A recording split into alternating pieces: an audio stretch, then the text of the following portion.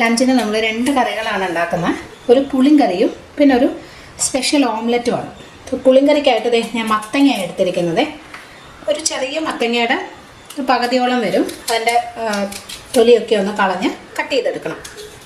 പിന്നെ ഒരു കുക്കർ എടുത്തിട്ട് കട്ട് ചെയ്ത് വെച്ച മത്തങ്ങ അതിനകത്തോട്ട് ഇടാം. ഈ പുളിങ്കറി തന്നെ പല രീതിയിലുണ്ടാക്കും. ഞാൻ വീട്ടിലുണ്ടാക്കുന്നത് ഇങ്ങനെയാണ്. അപ്പോൾ ഇതിനകത്തോട്ട് നമുക്കിനി മുളക് ചേർക്കണം. അപ്പോൾ ഞാൻ പച്ചമുളകിന് പകരം സാമ്പാർ മുളക് ഉണ്ടല്ലോ, അതാണ് എടുത്തിരിക്കുന്നത്. പക്ഷേ ഇത് വേണം നിർബന്ധമില്ല. ഇതിൻ്റെ ഒരു ടേസ്റ്റ് ഇഷ്ടമില്ലാത്തവരാണെങ്കിൽ സാധാരണ പച്ചമുളക് ഇട്ടാൽ മതി. സാമ്പാർ മുളകിനൊരു പ്രത്യേക ഒരു ടേസ്റ്റാണ്. കുറച്ച് വെള്ളം ഒഴിക്കാം. അതിൻ്റെ മുകളിൽ നിൽക്കുന്ന അളവിൽ വെള്ളം ഒഴിച്ചിട്ടുണ്ട്. കുറച്ച് മഞ്ഞൾപ്പൊടി, ജസ്റ്റ് ഒരു 1/4 ടീസ്പൂൺ മുതൽ 1/2 ടീസ്പൂൺ അളവിൽ മഞ്ഞൾപ്പൊടി, കുറച്ച് ഉപ്പ്.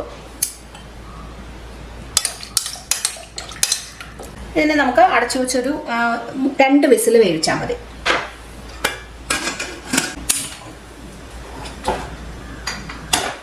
കുറച്ച് ചീര കിട്ടിയിട്ടുണ്ട്. അപ്പോൾ അത് വെച്ചാണ് നമ്മളിന്നൊരു ഓംലെറ്റ് ഉണ്ടാക്കാൻ പോകുന്നത്. ഒരു ചെറിയ പിടിയേ ഉള്ളൂ. അപ്പോൾ അതിൻ്റെ ഇലകളൊക്കെ ഞാനൊന്ന് എടുക്കുകയാണ്. ഈ ഇലക്കറികളൊക്കെ കഴിക്കാൻ മടിയുള്ള കുട്ടികളുണ്ടാവുമല്ലോ, അവർക്കിങ്ങനെ ചെയ്ത് കൊടുത്താൽ മതി. അപ്പോൾ ഇതുപോലെ ഓംലെറ്റ് ഉണ്ടാക്കി കൊടുത്താൽ മതി. അത് ചീര വെച്ച് മാത്രമല്ല, മുരിങ്ങയില, ഏത് ഇല വെച്ചിട്ട് വേണമെങ്കിലും നമ്മൾ തോരന് വയ്ക്കാൻ എടുക്കുന്ന ഏത് ഇല വെച്ചും ഇതുപോലെ ഓംലെറ്റ് ഉണ്ടാക്കാം. അപ്പോൾ ഈ ഓംലെറ്റിൽ ഞാൻ ഈ ചീരയുടെ ഇല മാത്രമേ ഉപയോഗിക്കത്തുള്ളൂ കേട്ടോ. ബാക്കി തണ്ട് നമ്മളിപ്പോൾ മത്തങ്ങ വെച്ച് പുളിക്കറി ഉണ്ടാക്കുന്നല്ലേ, അതുപോലെ തന്നെ ചീരയുടെ തണ്ട് വെച്ച് ഉണ്ടാക്കും.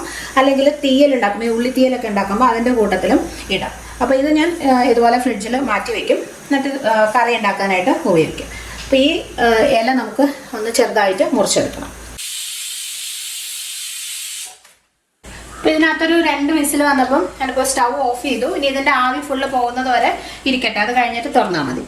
അപ്പോൾ ചീര ഇതുപോലെ ചെറുതായിട്ട് അരിഞ്ഞെടുത്തു. അതൊരു പാത്രത്തിലോട്ട് ഇടാം. ഇതിനകത്ത് കുറച്ച് മഞ്ഞൾപ്പൊടിയും ഉപ്പും മാത്രം ഇട്ടിട്ടാണ് കുക്ക് ചെയ്യാൻ പോകുന്നത്. പിന്നെ ഇത് വെന്ത് വരുമ്പോൾ വളരെ കുറച്ചേ ഉണ്ടാവത്തുള്ളൂ കേട്ടോ. നമുക്കൊരു ഓംലെറ്റിലൊക്കെ ചേർക്കാനുള്ള അത്രേ ഉണ്ടാവത്തുള്ളൂ.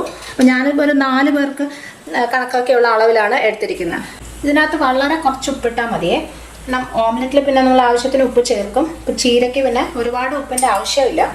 വളരെ കുറച്ച്, ഒരു 1/4 ടീസ്പൂൺ ഇട്ടിട്ടുണ്ട്. ഒരു 1/4 ടീസ്പൂൺ തന്നെ മഞ്ഞൾപ്പൊടി.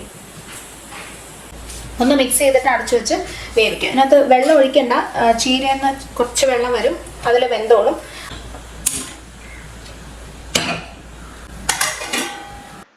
പുളിങ്കറി ചേർക്കാനായിട്ട് നമുക്ക് കുറച്ച് തേങ്ങ ആവശ്യമുണ്ട്. ഒരുപാട് വേണ്ട, ഒരു 2-3 ടേബിൾ സ്പൂൺ തേങ്ങ, അത്രയും മതി. കുറച്ച് വാളംപുളി ഒന്ന് വെള്ളത്തിൽ ഇട്ട് വെക്കാം, ഒരു നെല്ലിക്ക വലിപ്പത്തിന്. കുറച്ച് വെള്ളവും കൂടി ഒഴിച്ചിട്ട് മത്തങ്ങ നമ്മൾ നേരത്തെ കുക്കറിൽ വെച്ചിട്ടുണ്ടായിരുന്നല്ലോ, അത് വെന്ത് പാകത്തിന് റെഡിയായി ഇരിപ്പുണ്ട്. കണ്ടോ? ഇത് കറിയാക്കാനായിട്ട് നമുക്കൊരു മസാല പൊടി ഉണ്ടാക്കണം. അപ്പോൾ അതിനായിട്ട് ഇതേ ഒരു പാൻ വെച്ചിട്ടുണ്ട്. ഈ പാനിലോട്ടൊരു 1/4 ടീസ്പൂൺ ഉലുവ, 4-5 വറ്റൽമുളക്, പിന്നെ ഒരു 2 അല്ലെങ്കിൽ 3 ടേബിൾ സ്പൂൺ അരി, പച്ചരിയാണ് കേട്ടോ, അതും കൂടി ചേർത്തിട്ട് ഒന്ന് മൂപ്പിച്ചെടുക്കുക. ഒരു ലോ ടു മീഡിയം ഫ്ലെയിമിലിട്ടിട്ട് അരിയൊക്കെ ഒന്ന് മൂത്തൊരു ഗോൾഡൻ ബ്രൗൺ കളർ ആയി വരണം. ഒരുപാട് കരിഞ്ഞു പോകാതെ നോക്കുകയും വേണം. പിന്നെ ഇതിനകത്ത് കുറച്ച് പച്ചമല്ലിയും കൂടി ചേർക്കുകയാണെങ്കിൽ നല്ല ടേസ്റ്റാണ്. ഒരു ടേബിൾ സ്പൂൺ മല്ലി ഉണ്ടെങ്കിൽ അതും കൂടി ചേർത്തൊന്ന് മൂപ്പിച്ചെടുക്കുകയാണെങ്കിൽ കറിക്ക് കുറച്ചും കൂടി ടേസ്റ്റ് ഉണ്ടാവും. ഞാൻ സാധാരണ പച്ചമല്ലി ഇല്ലെങ്കിൽ ലാസ്റ്റ് മല്ലിപ്പൊടി ചേർക്കുകയാണ് ചെയ്യാറുള്ളത്. അപ്പോൾ ഇതുപോലെ അരിയൊക്കെ ഒന്ന് ഗോൾഡൻ കളറായി വരുമ്പോഴേക്കും ഒരു 3 ടീസ്പൂൺ മല്ലിപ്പൊടി ചേർക്കുകയാണ്. ഇപ്പോൾ ഞാൻ സ്റ്റൗ ഓഫ് ചെയ്തു, എന്നിട്ടാണ് പൊടി ചേർക്കുന്നത് കേട്ടോ. കാരണം ആ ഒരു പാനിൻ്റെ ചൂടിൽ തന്നെ പൊടി നന്നായിട്ടൊന്ന് ചൂടായി ഒന്ന് മൂത്ത് കിട്ടും. അപ്പോൾ അതുകൊണ്ട് സ്റ്റൗ ഓഫ് ചെയ്തതിന് ശേഷം മല്ലിപ്പൊടിയും കൂടി ഇട്ടിട്ട് ഇതുപോലെ ഒന്ന് മിക്സ് ചെയ്ത് ചെറുതായിട്ടൊന്ന് മൂത്ത് വന്നിട്ടുണ്ട്. ഇനി നമുക്ക് സ്റ്റൗ ഓഫ് ചെയ്ത് ഒന്ന് തണുക്കാനായിട്ട് വെക്കാം. അപ്പം അതിൻ്റെ ഒരു ചൂട് ഒന്ന് മാറിക്കഴിയുമ്പോഴേക്കും ഒരു മിക്സി ജാറിലോട്ട് ഇട്ടിട്ട് ആദ്യം ഒന്ന് പൊടിക്കണം. അത് കഴിഞ്ഞിട്ട് തേങ്ങയും കൂടി ചേർത്ത് അരച്ചാൽ മതി. കാരണം അരിയൊക്കെ ചേർത്തിരിക്കുന്നതുകൊണ്ട് അല്ലെങ്കിൽ നന്നായിട്ട് അരഞ്ഞ് കിട്ടാൻ വേണ്ടിയിട്ടാണ് ആദ്യം ഇതുപോലെ ഒന്ന് പൊടിക്കുന്നത്. എന്നിട്ട് നമ്മൾ ചിരകി വെച്ചിരിക്കുന്ന ഒരു 2 ടേബിൾ സ്പൂൺ, 2 അല്ലെങ്കിൽ 3 ടേബിൾ സ്പൂൺ തേങ്ങയും കൂടി ഇട്ട് കുറച്ച് വെള്ളവും കൂടി ഒഴിച്ചിട്ട് നല്ലപോലെ അരച്ചെടുക്കണം. എത്രത്തോളം സ്മൂത്തായിട്ട് അരയ്ക്കാവോ അത്രയും നല്ലതാണ്. അല്ലെങ്കിൽ ഞാൻ നേരത്തെ പറഞ്ഞ പോലെ കറി അത്ര നന്നായിട്ട് കിട്ടില്ല. കാരണം അരിയുടെ ഒരു ചെറിയ തരിതരിപ്പൊക്കെ ഉണ്ടാവും. അപ്പോൾ അതില്ലാതെ നല്ലപോലെ സ്മൂത്തായിട്ട് അരച്ചെടുക്കാം. ഇതുപോലെ. ഇനി നമ്മൾ നേരത്തെ വേവിച്ച് വെച്ച മത്തങ്ങ വീണ്ടും സ്റ്റൗ ഓൺ ചെയ്ത് വെച്ചു. അതിനകത്തേക്ക് ഈ അരപ്പ് ഒഴിക്കണം.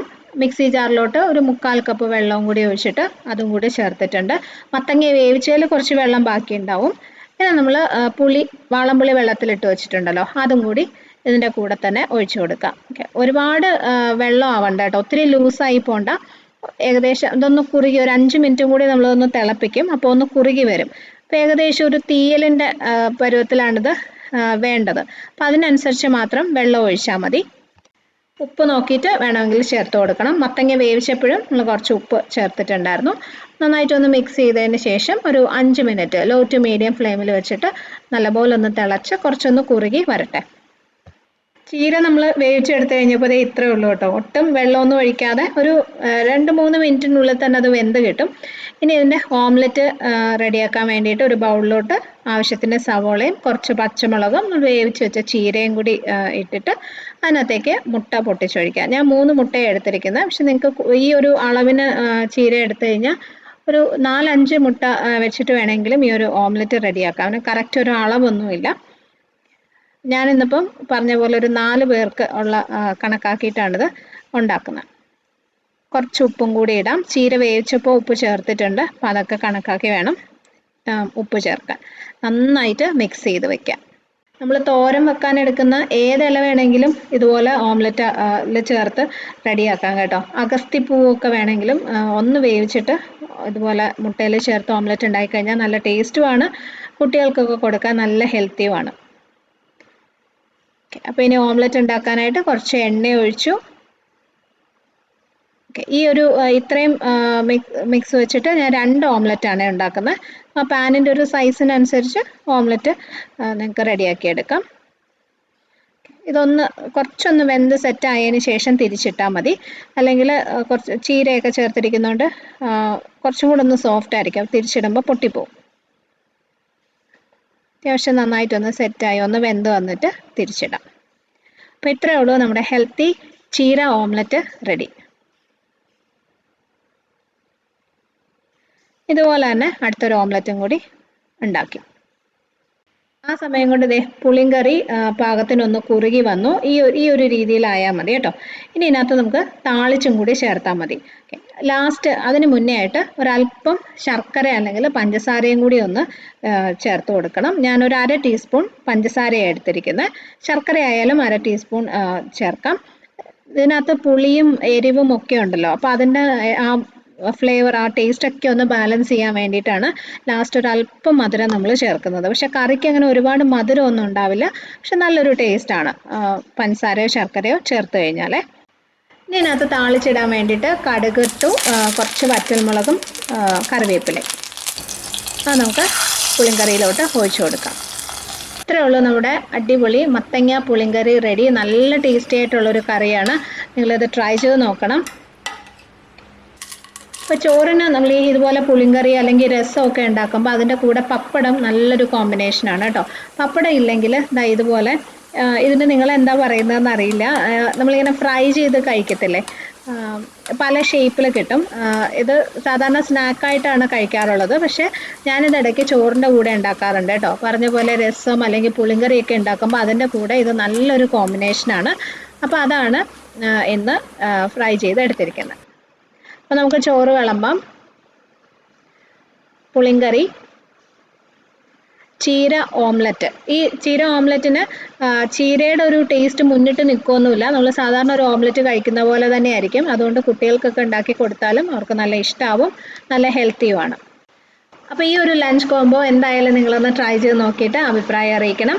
ഇഷ്ടമായെങ്കിൽ ഫ്രണ്ട്സുമായിട്ടും ഫാമിലിയായിട്ടൊക്കെ ഷെയർ ചെയ്യണം. അടുത്തൊരു നല്ല വീഡിയോ ആയിട്ട് നമുക്ക് വീണ്ടും കാണാം. Bye friends, thank you for watching.